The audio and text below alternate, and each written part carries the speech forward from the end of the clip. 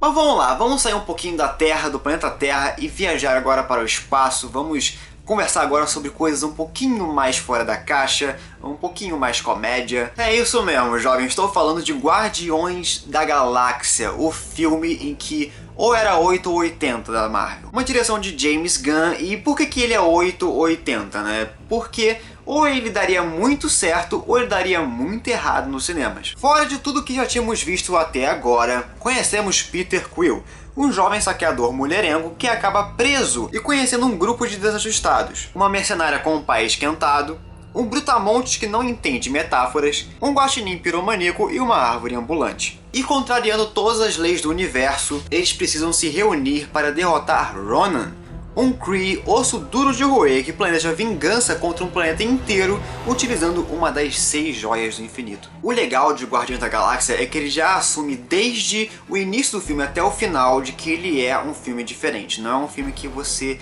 precisa levar a sério, é um filme que você vai ao cinema para realmente se descontrair. E é um fôlego super bem-vindo pra gente, né, esse filme, porque depois de Capitão América 2 começa a ficar mais rocambolesco a história, tem muitos entroncamentos, ainda mais se você assiste as séries de TV da Marvel. E é uma história super bem-vinda também porque ninguém conhecia Guardiões da Galáxia, então são personagens em que o diretor, né, e a equipe de produção, eles tiveram muita liberdade de mexer e de fazer os personagens do jeito que eles queriam. Os personagens eles são muito engraçados, cara. Eles têm personalidades muito distintas e se você fizesse uma pergunta pra eles, você já conseguiria imaginar o que eles responderiam por conta dessa personalidade muito única, muito distinta que cada um tem. E é uma história também que leva já a gente para um lado mais cósmico da Marvel, né? Mostra mais alienígenas, outros planetas, né? Então é um filme que consegue ser descontraído, sim, mas ele consegue ser muito funcional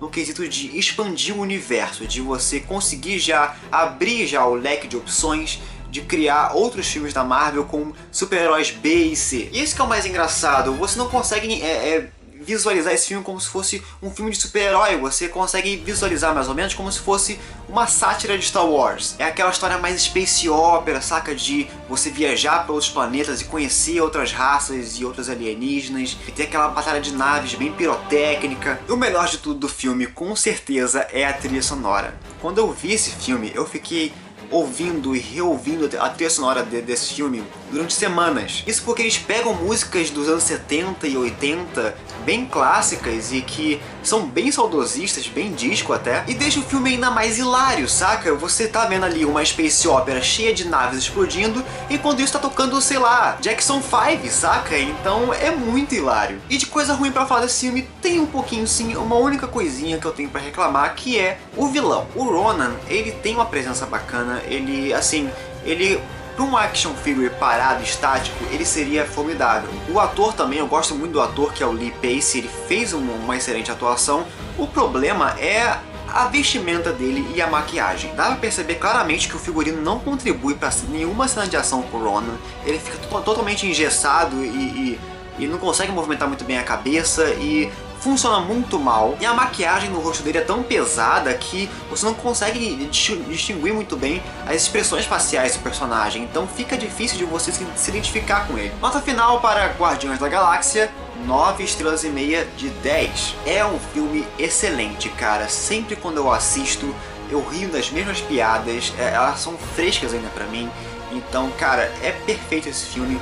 Se você quer um filme descontraído de space opera, com bastante ação e também com cenas hilárias, cara, é perfeito pra você. Agora chegou a hora de falar do filme mais esperado de 2015, que é Vingadores Era de Ultron. Com direção de Joss Whedon, o mesmo diretor do primeiro Vingadores, né? E esse filme, ele é bacana, ele é legal, só que eu tenho algumas coisas bem importantes pra falar dele. Então vamos lá, vamos começar. O grupo mais aclamado de super-heróis volta à ativa para enfrentar um novo problema: Ultron, um robô com inteligência artificial criado pelo próprio Tony Stark com o intuito de proteger a humanidade, mas que acabou interpretando mal a ideia, confundindo proteção com destruição. E agora, com a SHIELD desmantelada e 2 novos problemas chamados Pietro e Wanda Maximoff, como é que os Vingadores irão lidar com essa nova situação? O filme ele tem uma boa evolução dos personagens, saca? Você percebe que cada um tem ainda uma importância na trama, eles conseguem criar circunstâncias entre eles que são legais. E se você esquecer de todo o material publicitário que foi feito, né, para Vingadores 2, você até acha o Ultron um personagem bacana. Todo esse lance, né, dele ser uma inteligência artificial baseada no próprio Tony Stark.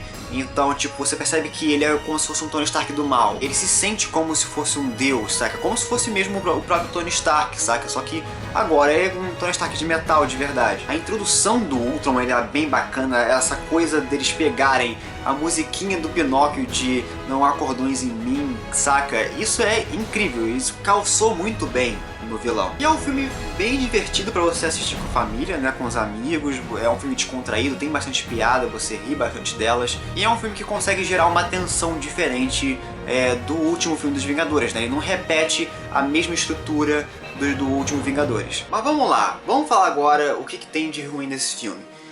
Dá pra perceber claramente que é um filme muito picotado. O próprio Joss Whedon, ele disse que o filme teria mais de 2 horas e meia, quase 2 horas e 50, né? Então seria um filme bem grande e eu aceitaria facilmente, Disney, assistir um Vingadores de 3 horas. Mas não, houve um empecilho da Disney de não, faz um filme menor, picota aí, dá o teu jeito, dá teus pulos. E aí ficou um filme de 2 horas e 24 que você percebe que o início e o final são muito vagos. E isso fica muito mais claro quando você para pra assistir o Vingadores 1 e logo depois o Vingadores 2. Você vê que todo mundo dá tchau e benção, cada um vai pro seu canto, então tipo, não fica um negócio muito claro de que foi se criado um grupo Vingadores. Mas aí no Vingadores 2, quando começa Vingadores 2, você já percebe que tá todo mundo já brother de novo, como se eles já tivessem se reunindo várias vezes entre o Vingadores 1 e 2 e eles já tivessem feito várias missões juntos e todo mundo já conhecesse a iniciativa Vingadores, o que não é bem assim. Há também uma falta de foco no filme em de contar a história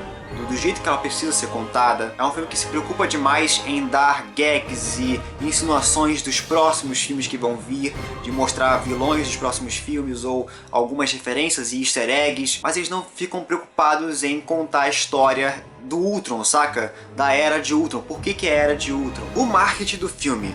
Nossa, esse marketing que eles fizeram, o material publicitário, matou o filme. Primeiro porque eles fizeram um marketing totalmente errado do Ultron, né? Como se ele fosse um vilão sombrio, um vilão maquiavélico, um vilão que você esperaria tudo dele. Aí você vai assistir o filme esperando um vilão sombrio e você encontra um vilão que nada mais é que o Tony Stark do mal. Um vilão que faz piada, um vilão que não se leva a sério, um vilão que é muito confuso. E também outra coisa que pecou no material publicitário é de querer revelar demais. Eu tive que sair da internet por um tempo para poder parar de ser bombardeado por trailers e cenas estendidas de lutas inteiras do filme e de cartazes que revelavam coisas. E, meu Deus, gente, para de mostrar coisas do filme. Eu nem tinha visto metade do material publicitário dele, dos trailers e tudo mais, e eu já fui pro cinema já sabendo tudo o que ia acontecer. E o Mercúrio? Ah, o Mercúrio. Pra mim ele foi tarde, sério. Nota final, jovens, para Vingadores Era de Ultron, 8 estrelas de 10. Eu ainda acho o primeiro Vingadores muito bom, muito melhor que esse filme. Esse filme ele é legal, ele é bacana, ele tem umas paradas maneiras, ele inicia personagens muito maneiros, só que fica somente nisso, né? O marketing foi ridículo desse filme, eles revelaram demais, e é um filme que fica prometendo muita coisa pro futuro e não se preocupa com o presente. E para terminar esse vídeo com chave de ouro, temos Homem-Formiga, que lançou no final aí de 2015. É um filme com direção de Peyton Reed e é um filme totalmente cômico e comédia, ele assume que é um filme de comédia. Saindo de toda essa história megalomaníaca de robôs inteligentes, alienígenas e gemas do infinito, conhecemos a história de Scott Lang, um cara que acabou de sair da prisão e que quer se consertar perante a filha e a ex-esposa. Mas acaba conhecendo um tiozão misterioso que possui um uniforme esquisito, e assim ele se transforma no Homem-Formiga, com a missão de salvar o mundo do Jaqueta Amarela, que pretende comercializar o uniforme encolhedor para pessoas muito estranhas. E esse que é o bom de Homem-Formiga, né? Por ele assumir que é uma comédia, então você já vai pro cinema leve, saca? Não esperando muito do filme, você consegue aproveitar melhor a história, você vê que é uma história bem descompromissada, bem tranquila. E esse que é o mais legal, né? Mesmo o filme ele sendo descompromissado, ele consegue manter relações com outros filmes da Marvel, principalmente ideias e referências que expandem a própria SHIELD e a própria iniciativa Vingadores, né? Então ele cria algumas gags que você fica pensando, caramba, será que a iniciativa Vingadores já existiu antes, na Guerra Fria, por exemplo? E a ideia do Homem-Formiga em si, ela é sensacional, né? Antes, né, quando você somente vê o cartaz, né, e você olha o nome do filme, né, tipo Homem-Formiga, você fica meio que, nossa, que super-herói tosco. Só que não, cara, o poder dele é muito maneiro. Esse lance dele se encolher e dele conseguir utilizar um dispositivo que consegue se comunicar com as formigas e criar um exército em volta dele, cara, é muito interessante.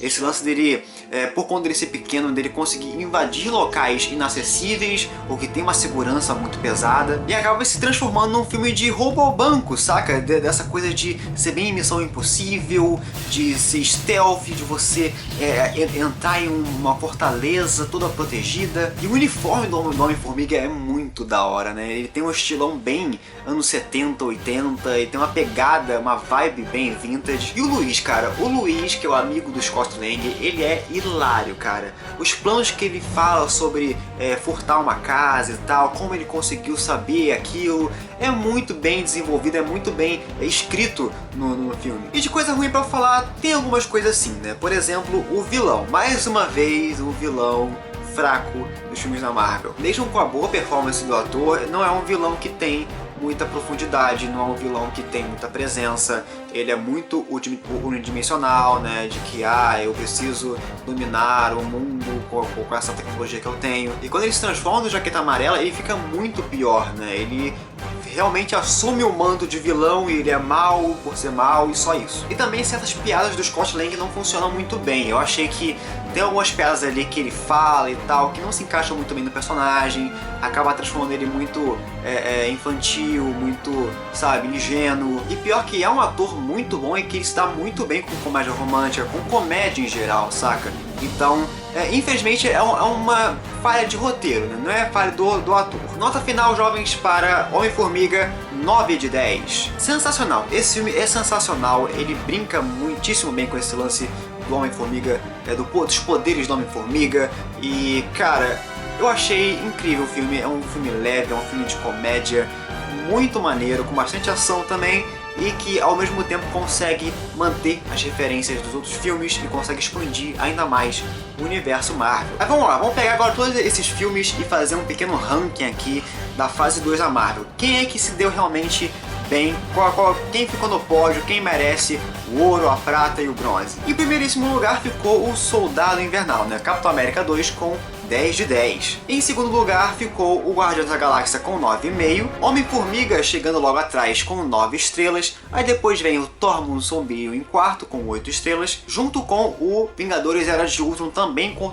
8 estrelas. Então os dois filmes, eles meio que revezam o quarto lugar, e o Homem de Ferro 3, né, na lanterninha com 7. E cara, se você pegar essa fase 2 e comparar com a fase 1, essa fase 2 ficou muito melhor, ela teve filmes muito mais legais do que a fase 1. Então parabéns, Marvel, você conseguiu melhorar a qualidade dos seus filmes, você conseguiu ainda mais expandir esse universo, e cara, bola pra frente agora, vamos ver o que vai acontecer nessa fase 3 agora, quando sair nos cinemas Capitão América Guerra Civil e os próximos filmes que estão sendo prometidos para 2016. Eu quero saber agora de você, jovem mancebo, qual desses filmes da fase 2 é o seu preferido, qual desses filmes você não gostou muito. Botem nos comentários a sua opinião, eu quero muito vê-la, tranquilo? E já sabem, né, gostou desse vídeo? Quer ver mais vídeos nesse estilo? Dá um joinha esperto aí embaixo, inscreva-se no canal, curta nossa página do Facebook, Filmou, Instagram, Twitter, temos milhões de redes sociais agora pra vocês, então tá tudo aqui na descrição do vídeo, beleza? Então é isso, jovens, vou ficando por aqui, um beijo, queijo, fique com o papai do céu e até a próxima crítica especial. Fui!